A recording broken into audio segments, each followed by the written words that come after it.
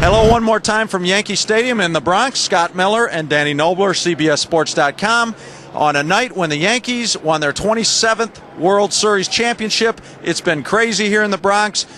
It's christening of the new stadium, but I'll tell you what, Danny, 1 year ago they closed the old place across 161st Street, and in the closing ceremonies in October, where the Yankees did not even make the playoffs, let alone get to the World Series, closing ceremonies, Derek Jeter talked a lot to the fans about, hey, a lot of memories here in this old stadium. Maybe we can get you and the ghosts to come across the street. I don't know if we saw any ghosts tonight, but we saw a lot of Hideki Matsui. Yeah, and also a lot all through this World Series of the guys they got as a result of not making the playoffs last year. Scott, that you're right. That closing ceremony was a big deal.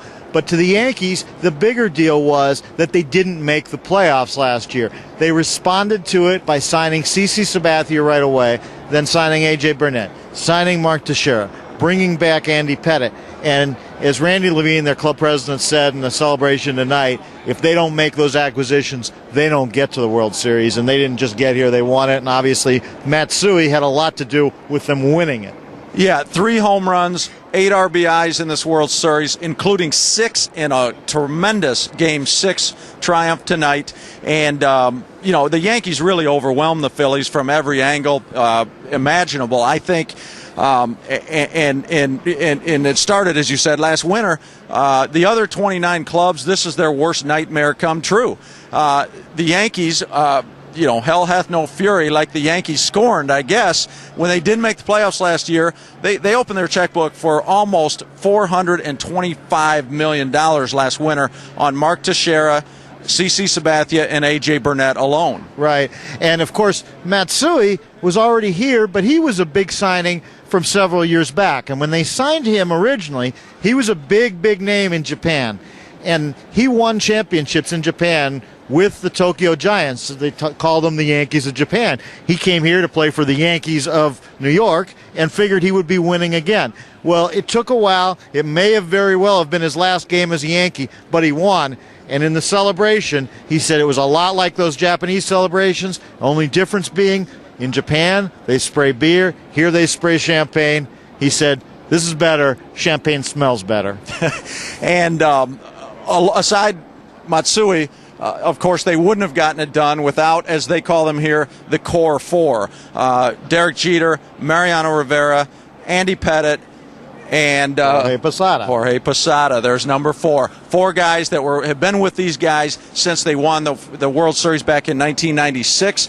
And, we've really watched Derek Jeter grow up before our eyes, as well as these other guys. Really, all 4 of them. And that was one point that Brian Cashman, the general manager, made, that during those World Series of the late 90s, when those teams won and when those players won, they were very big contributors. But they were the young guys on that team. Mm-hmm. They're the older guys on this team.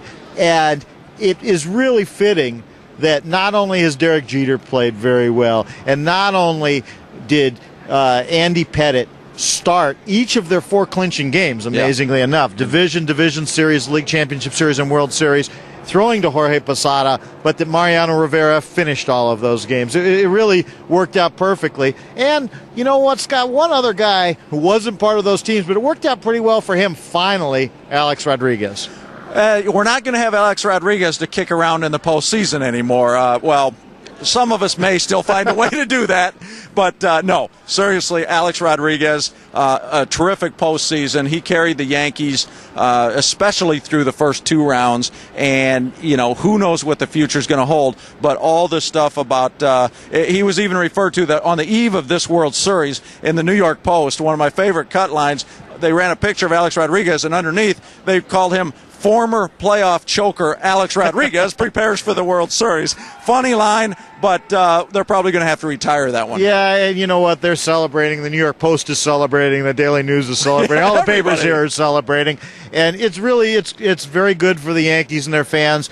But even though the other people, all the fans of the other 29 teams will hate it, and especially, I'm sure right now, Phillies fans, Red Sox fans, and Mets fans will hate it, in a way, you know what? The one good thing for them is they can hate the Yankees that much more because they're the world champion Yankees, and people love to hate not only a high-priced team, but a high-priced team that wins because of all the money they spent. Absolutely. It's hard to deny that. Yankee fans get tired of hearing it, but this is a World Series record, $200 million payroll. It's the most expensive team that's ever won a World Series. And you know what, Danny, as you were just saying, what that means is spring training is only, about 3 months away, and there'll be 29 other teams gunning for these guys, and the Yankees will enter spring training once again with a target on their backs. We'll wrap it up from here, the new Yankee Stadium. And we'll see you in spring training.